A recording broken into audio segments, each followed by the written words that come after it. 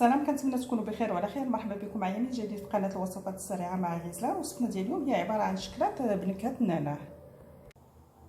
لتحضير الوصفه عندي هنا واحد 200 غرام ديال الشكلاط البيض و4 ديال المعالق كبار ديال الحليب المحلى المركز. غادي ندوبهم في باماري او حمام مريم. هذا هو الشكل ديالهم بعد ما دوبته. غادي نضيف ليه دابا قطرات من الروح ديال النعناع ونخلط.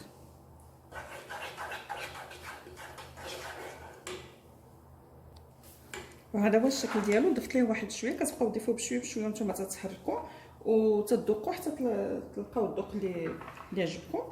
غادي ناخذ ليمون ديال السيليكون، غادي ندير فيهم غير في النص ديالهم هذا الخليط ديال الشكلاط.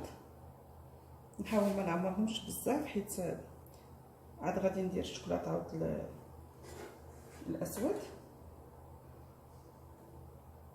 وغادي نكمل انا هاد الكميه اللي عندي وغادي نديرهم في المجمد او الكونجيلاتور حتى يقصحوا ونرجعوا نكملوا الوصفه ديالنا.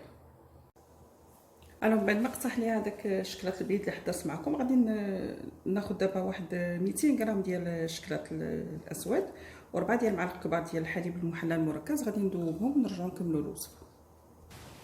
انا من بعد ما دوبته غادي نبقى نضيف ليه قطرات ديال الروح ديال النعناع وانا تندوق حتى نحصل على لو غو اللي بغيت.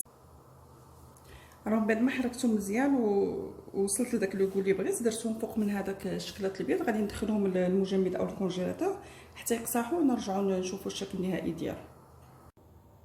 من بعد ما جبد ليا كان الشكلاط كنديمو ليه من المول ديالو. فوالا هذا هو الشكل ديالهم، الشكل ديال الشكلاط. كنتمنى ان الوصفه ديال اليوم تكون نالت الاعجاب ديالكم وتجربوها، ونخليكم حتى الفيديو الجاي ان شاء الله. مع السلامه.